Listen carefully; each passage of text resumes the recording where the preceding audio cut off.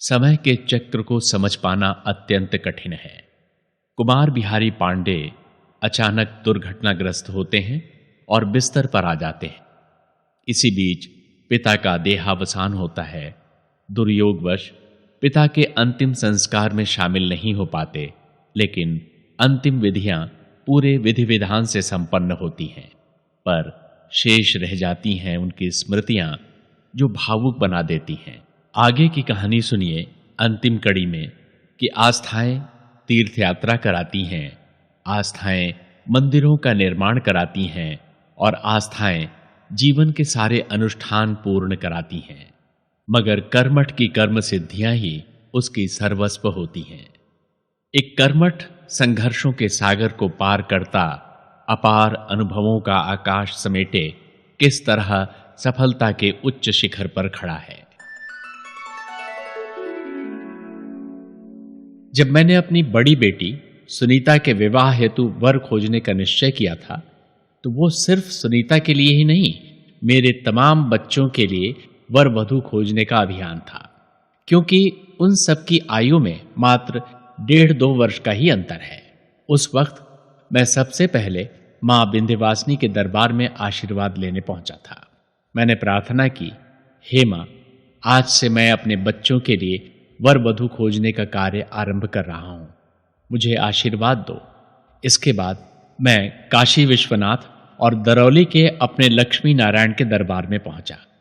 प्रार्थना के बाद अपनी यात्रा पर निकला।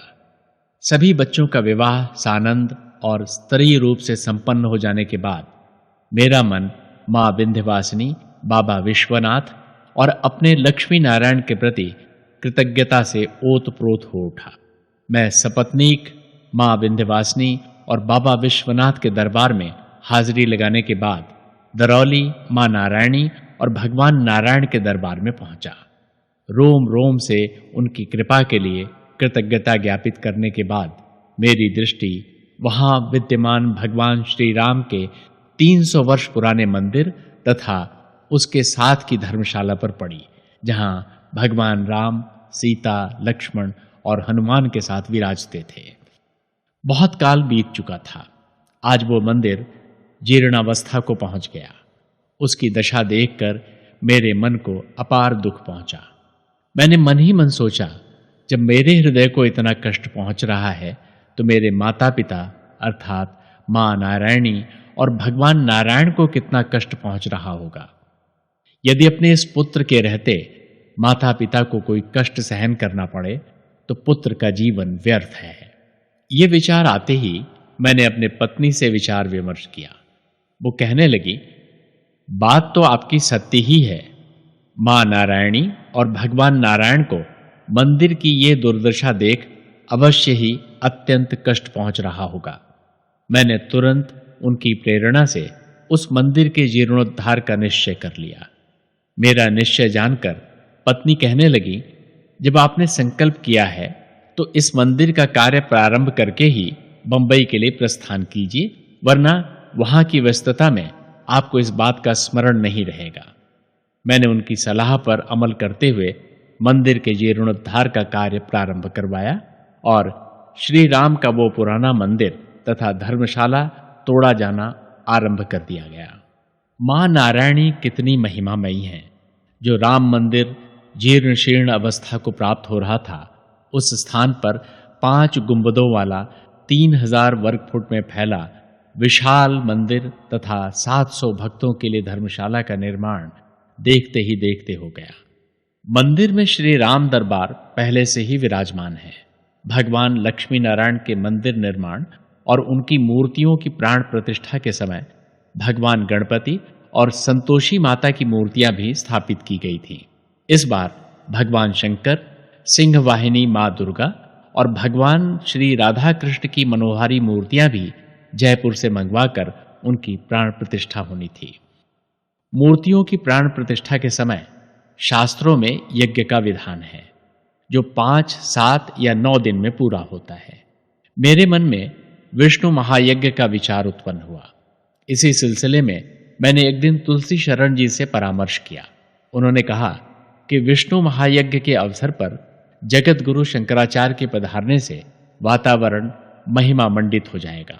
आप स्वयं जाकर प्रयाग में उनका दर्शन कीजिए और आमंत्रित कीजिए। इसके पूर्व मैं उन्हें एक पत्र लिखता हूं। कुछ दिनों बाद मेरा प्रयाग जाना हुआ। ज्योतिर्पीठाधीश्वर बद्रीनाथ के जगतगुरु शंकराचार्य का एक आश्रम अलोपी बाग में है। भगवान शंकराचार्य के दर्शन और उन्हें निमंत्रण देने जब आश्रम पहुंचा तो पता चला कि वो पंजाब गए हैं। थोड़ी देर के लिए बड़ी निराशा हुई।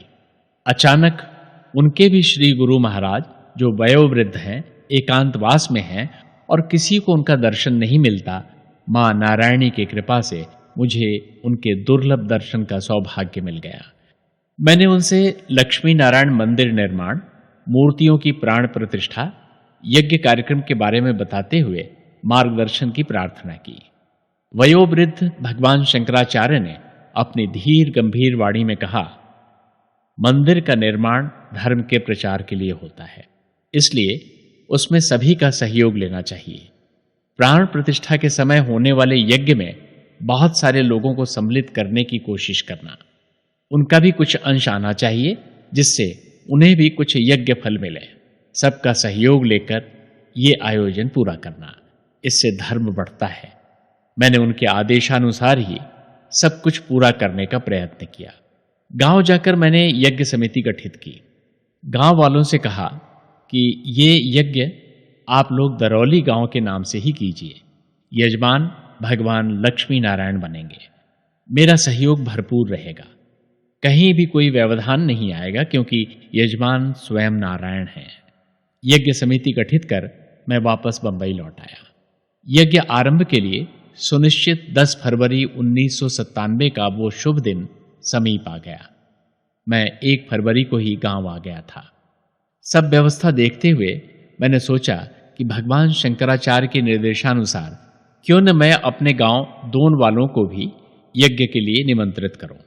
लगभग 35 वर्षों के बाद मैंने गांव के प्रत्येक घर में जाकर यज्ञ के लिए भिक्षाटन किया और सबको यज्ञ में सम्मिलित होने के लिए आमंत्रित किया।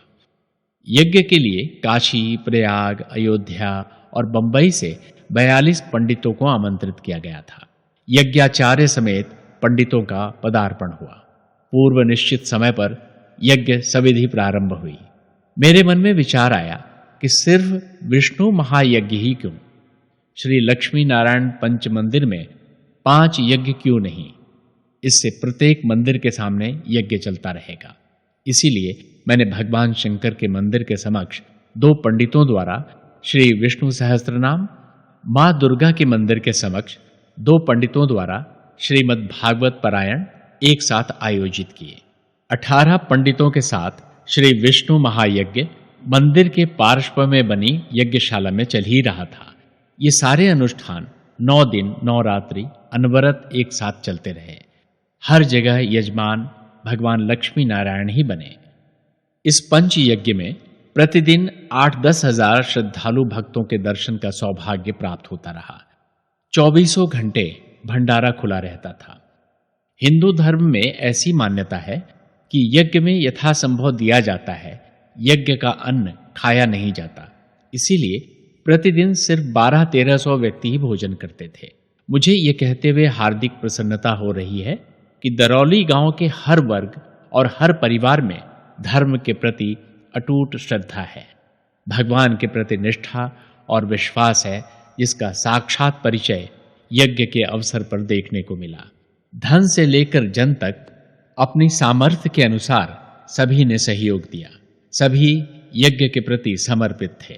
साथ साथ हमारे गांव जवार वालों की भी आस्था देखते बनती थी। प्रतिदिन हजारों की संख्या में उमड़ने वाला जनसागर भगवान लक्ष्मी नारायण पंच मंदिर में दर्शन और यज्ञ भगवान की परिक्रमा करते थकता नहीं था। उन दिनों दरौली सरयू घाट की शोभा और भी बढ़ गई थी। लोग सरयू मैया में डुबकी लगाते, जल भरकर यज्ञ मंडप में रखे कलश सींचते, यज्ञ मंडप की परिक्रमा करते, मंदिर में दर्शन करके पांडाल में प्रवचन सुनते, रात में 2 बजे तक रामलीला देखते। नर नारियों के इस विराट श्रद्धालु समूह की आस्था, श्रद्धा और विश्वास देखकर, दौड़ दौड़ कर परिक्रमा की ललक देखकर लगता था हमारे धर्म की धुरी आकाश से पाताल तक गड़ी हुई है, जिस पर किसी भी काल का प्रभाव नहीं पड़ सकता। मैं इन श्रद्धालुओं की श्रद्धा को शत शत प्रणाम करते हुए हृदय से नमन करता हूँ। इस शुभ अवसर पर धर्म सम्राट स्वामी करपात्री जी महाराज के केदार घाट पीठ काशी के पीठाधीश्वर स्वामी वेदांती जी महाराज ने पधार कर प्रवचन किया। तुलसी शरण जी की संगीतमयी श्री राम कथा और धुरंधर जी की विनोद भरी कथाओं ने श्रोताओं को मंत्रमुग्ध किया। यज्ञ के इस पुनीत आयोजन के परिणाम स्वरूप चारों ओर धार्मिक और सांस्कृतिक प्रकाश फैल गया। हमारे शास्त्रों में प्राचीन काल से ये भी मान्यता चली आ रही है कि यज्ञ सविधि संपन्न होने पर देवराज इंद्र प्रसन्न होकर वर्षा करते हैं। ये बात मैंने सुन भर रखी थी, देखी कभी नहीं थी। यज्ञ की पूर्णाहुति के लगभग 3 घंटे के अंदर आधे घंटे के लिए खूब बारिश हुई। हालांकि उससे पहले आकाश में कहीं दूर दूर तक बादलों का नामो निशान नहीं था। अचानक बादल आए और उमड़ घुमड़ कर बरसने के बाद शांत हो गए। जब स्वयं भगवान नारायण और मां नारायणी ही यज्ञों के जजमान हो तो सफलता में संदेह कैसा। बंबई लौटने पर एक सुखद आश्चर्य मेरा स्वागत कर रहा था। मेरे बेटों ने मेरी परंपरा को आगे बढ़ाते हुए मोल्ड के लिए मोल्ड बेस के निर्माण का निश्चय कर डाला था। मैं स्वयं अभी तक सिर्फ मशीन्ड और ग्राइंड प्लेट्स ही बनाता आया हूं। यहां एक बात मैं अवश्य बताना चाहता हूं कि व्यक्ति में चाहे जितनी प्रतिभा क्यों न हो, पर यदि उसे अपनी प्रतिभा प्रदर्शित करने का अवसर ही प्राप्त न हो, उसे स्वतंत्र निर्णय लेने का मौका ही न मिले, तो वो कभी आगे नहीं बढ़ पाएगा। जब मोल्ड के लिए मोल्ड बेस बनाने की योजना अपने सामने रखे जाने पर अपने बच्चों की प्रगति पर मुझे हर्ष हुआ। मोल्ड बेस के निर्माण के लिए एक एयर कंडीशन फैक्ट्री की आवश्यकता थी। मैंने तुरंत उस प्रोजेक्ट को स्वीकृत करते हुए एयर कंडीशन फैक्ट्री का निर्माण करवाया। अब तो कभी-कभी ऐसी भी स्थिति आती है कि फैक्ट्री में फोन उठाकर बिहारी कहने पर उधर से बोलने वाला व्यक्ति कह उठता है, जरा संजय से बात करवाइए या जरा सतीश से बात करवाइए। ये सुनकर मेरी छाती गर्व से फूल उठती है। मन के किसी कोने में प्रेम भरी ईर्ष्या भी सर उठाने लगती है कि जिस वृक्ष को रोपने से लेकर फूलने फलने तक का श्रेय कुमार बिहारी को जाता है, आज उसे कोई पहचान तक नहीं रहा। गुरु और पिता अपने शिष्यों और अपने पुत्रों को यही आशीर्वाद देते हैं कि मुझे परास्त करो, अर्थात मुझसे भी आगे जाओ। मेरे बेटों ने आज उस आशीर्वाद को अक्षरशः सत्य कर दिखाया है। मैं उन्हें उनकी सफलता पर हार्दिक बधाई देता हूं।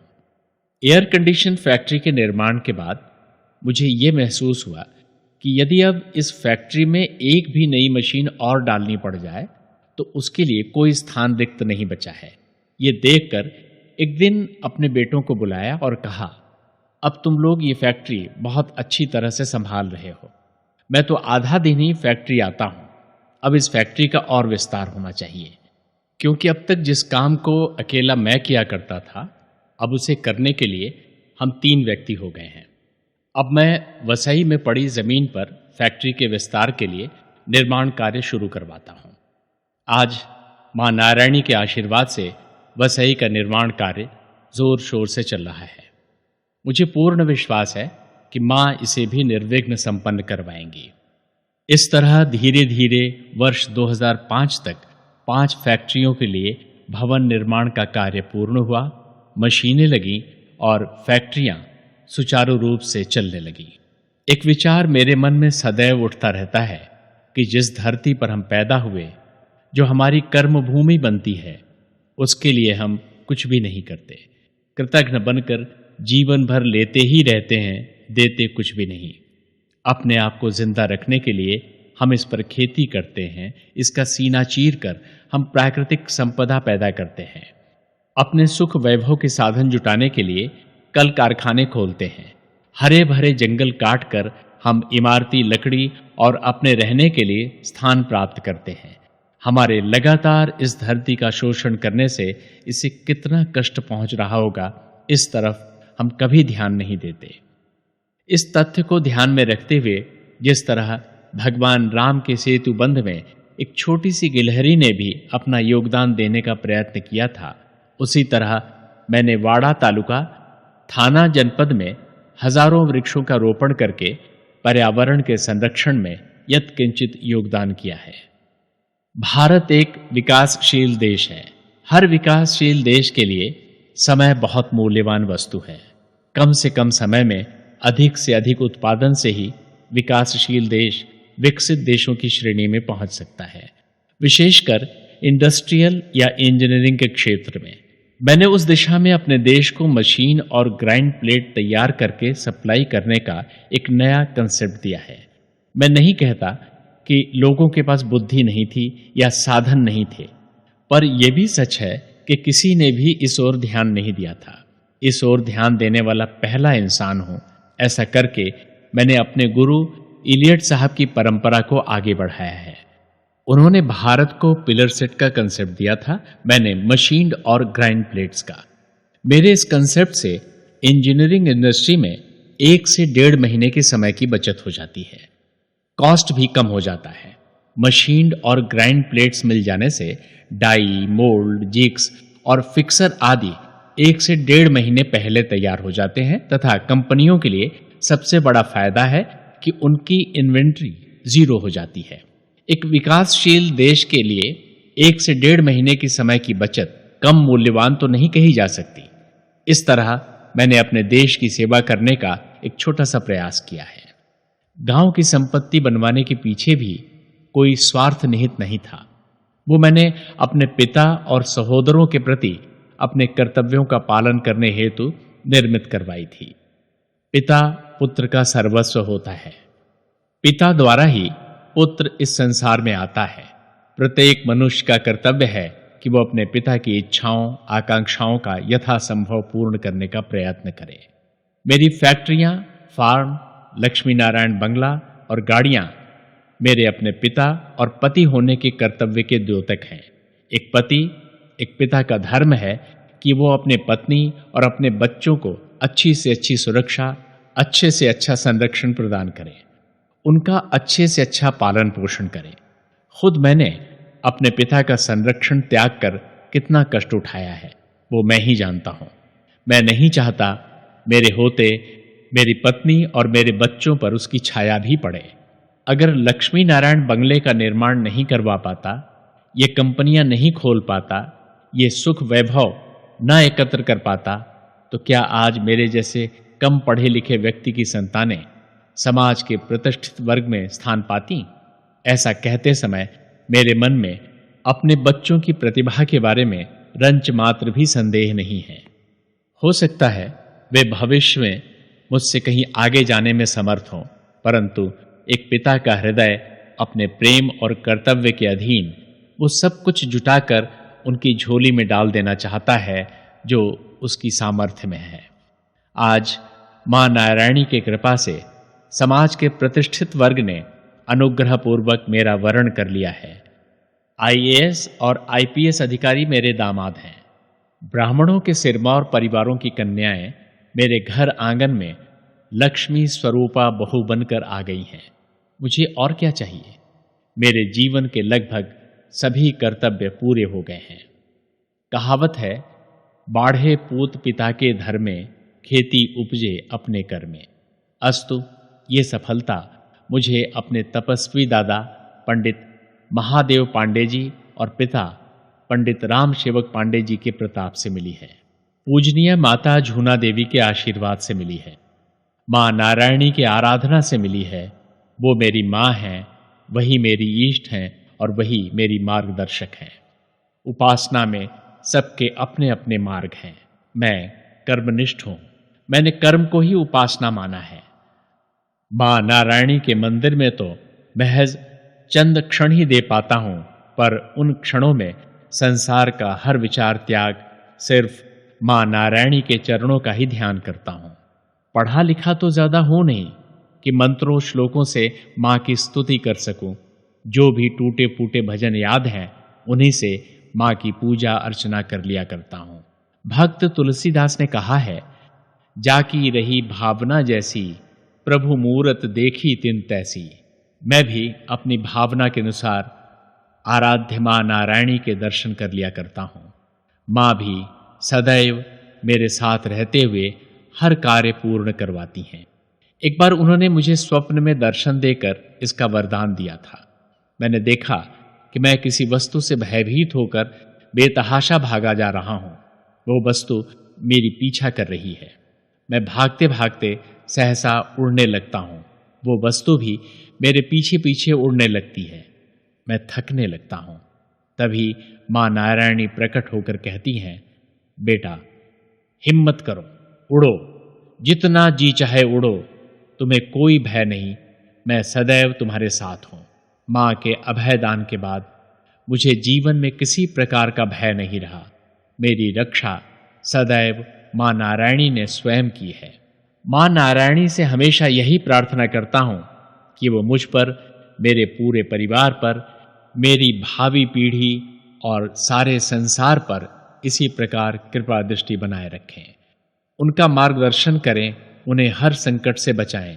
उसी तरह मैं अपने आत्मजों, वंशजों और सभी से अनुरोध करता हूं कि वो मां नारायणी और भगवान नारायण के चरणों में पूरी आस्था रखेंगे, पूरी श्रद्धा रखेंगे। भगवान श्री कृष्ण के शब्दों का अनुसरण करता हुआ मैं सदैव अपना कर्म करता रहा हूं। जब सारे कर्म ईश्वर स्वयं करवाता है, कर्म भी वही है, तब कर्म करने में शर्म कैसी? कोई भी कर्म छोटा या बड़ा कैसे हो सकता है? किसी भी कार्य को करते समय मैं कभी दुखी नहीं हुआ।